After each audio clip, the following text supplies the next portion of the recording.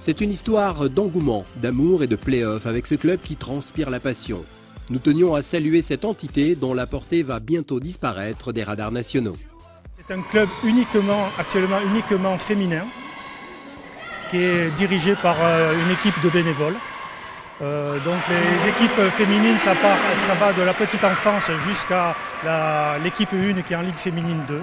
Les ambitions, c'est de pérenniser le club au niveau de l'équipe 1 en Ligue féminine 2 et ensuite essayer avec l'équipe 2, notre but ça serait de la faire monter en National 3 et ensuite l'équipe Cadet France aussi pour pouvoir alimenter ces deux équipes.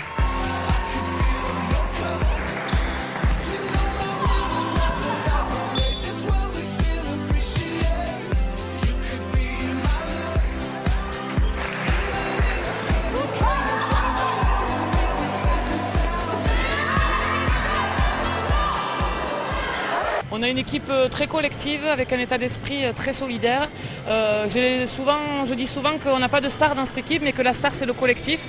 Voilà, on s'appuie sur un socle défensif très fort et derrière on arrive à trouver de la confiance. Mais voilà, j'ai une équipe avec un état d'esprit très conquérant et guerrier.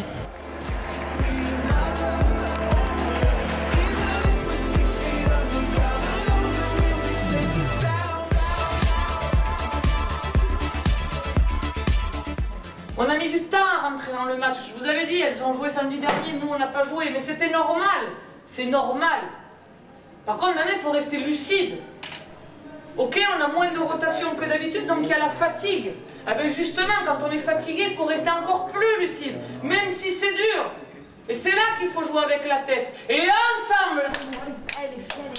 C'est un club plutôt familial où on se connaît tous, on s'entend bien.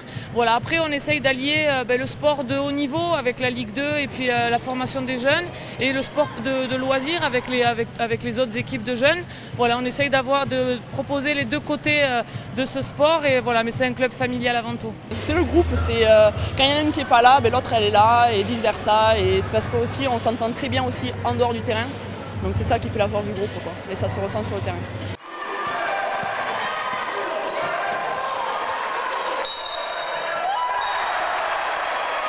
On se considère un petit peu comme le porte-drapeau du basket féminin dans les Pyrénées-Atlantiques, puisque nous sommes l'équipe au plus haut niveau, encadrée par Basketland au nord, on va dire, et à l'est avec Tarbes.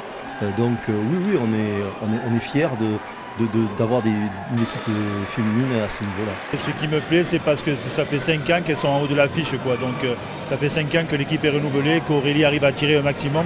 Et aujourd'hui, quand on voit le nombre de blessés qu'il y a eu, c'est bien parce qu'elles ont été solidaires, parce qu'aujourd'hui c'était pas facile, parce qu'il manquait Aoua et la meneuse.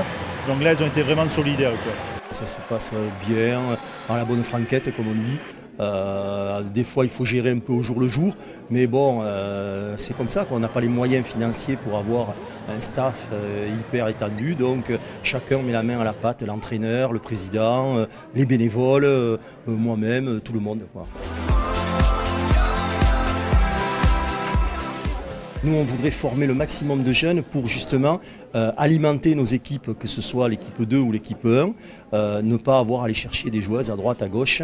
On voudrait avoir des filles du cru, comme on a notre capitaine Emilienne Vidal, par exemple, qui a été formée ici.